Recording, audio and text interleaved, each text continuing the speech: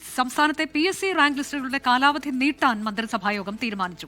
August 31 കാലാവധി തീരുന്ന എല്ലാ റാങ്ക് ലിസ്റ്റുകളുടെയും കാലാവധി നവംബർ 30 വരെ നീട്ടാൻ PSCയോട് ശുപാർശ ചെയ്യും. പ്രകടന പത്രിക നടപ്പാക്കാൻ വകുപ്പുകളെ ചുമതലപ്പെടുത്താനും സംസ്ഥാന മന്ത്രിസഭ തീരുമാനിച്ചു. റാങ്ക് ലിസ്റ്റ് ലീഡർ ലഭിച്ച് ജോലിക്കായി കാത്തിരിക്കുന്ന ഉദ്യോഗാർത്ഥികളുടെ ആവശ്യം പരിഗണിച്ചാണ് കാലാവധി നീട്ടാൻ മന്ത്രിസഭായോഗം തീരുമാനമെടുത്തത്. ഇപ്പോൾ അവസാനിക്കുന്നതും 2026 ഓഗസ്റ്റ് 31 കാലാവധി അവസാനിപ്പിക്കുന്നതുമായ എല്ലാ റാങ്ക് പട്ടികകളുടെയും കാലാവധി നവംബർ 30 വരെ ദീർഘിപ്പിക്കുന്നതിന് PSCക്ക് ശുപാർശ ചെയ്യാൻ തീരുമാനിച്ചു. വിഷൻ 2031 പേരിൽ പ്രകടന പത്രികയിലെ വാഗ്ദാനങ്ങൾ നടപ്പിലാക്കും. ഓരോ വകുപ്പും ചെയ്യേണ്ട കാര്യങ്ങൾ അതാത് വകുപ്പുകൾക്കായി വിഭജിച്ച് നൽകി. സർക്കാരിൻ്റെ കാലാവധി തീരുന്നതിന് മുമ്പ് വാഗ്ദാനങ്ങൾ നടപ്പിലാക്കും. വേഗത്തിൽ നടപ്പിലാക്കാൻ കഴിയുന്ന കാര്യങ്ങൾക്കായി ജൂൺ 1 മുതൽ കർമ്മപരിപാടി നടപ്പിലാക്കുമെന്നും മുഖ്യമന്ത്രി പ്രഖ്യാപിച്ചു. സത്യപ്രതിജ്ഞാ ചടങ്ങിൽ വന്ദേമാതരം പൂർണ്ണമായും ആലപിച്ചതിനെതിരായ വിമർശനങ്ങൾക്ക് മുഖ്യമന്ത്രി മറുപടി നൽകി. ഞങ്ങൾക്കറിയില്ലായിരുന്നു ഇങ്ങനെ ഈ വന്ദേമാതരം മുഴുവൻ ആലപിക്കുന്നത്. അത് രാജ്ഭവനിൽ നിന്നുള്ള നിർദ്ദേശം അനുസരിച്ചിട്ടാണ്.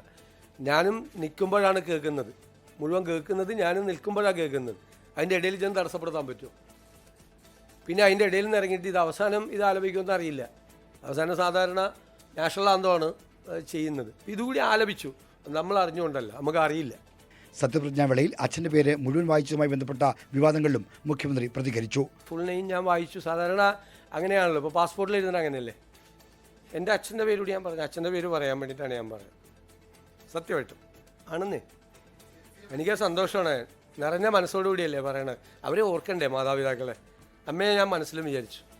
അച്ഛൻ്റെ പേരും പറഞ്ഞു. അമ്മയുടെ പേര് പറയാൻ സ്കോപ്പില്ല അവിടെ, അതുകൊണ്ടാണ്. ഇല്ലേ അമ്മയുടെ പേരുകൂടി പറഞ്ഞാണ്. അച്ഛൻ്റെ അമ്മയുടെ പേര് പറയുന്ന അഭിമാനമാണ്.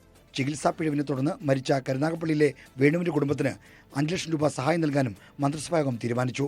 24 തിരുവനന്തപുരം.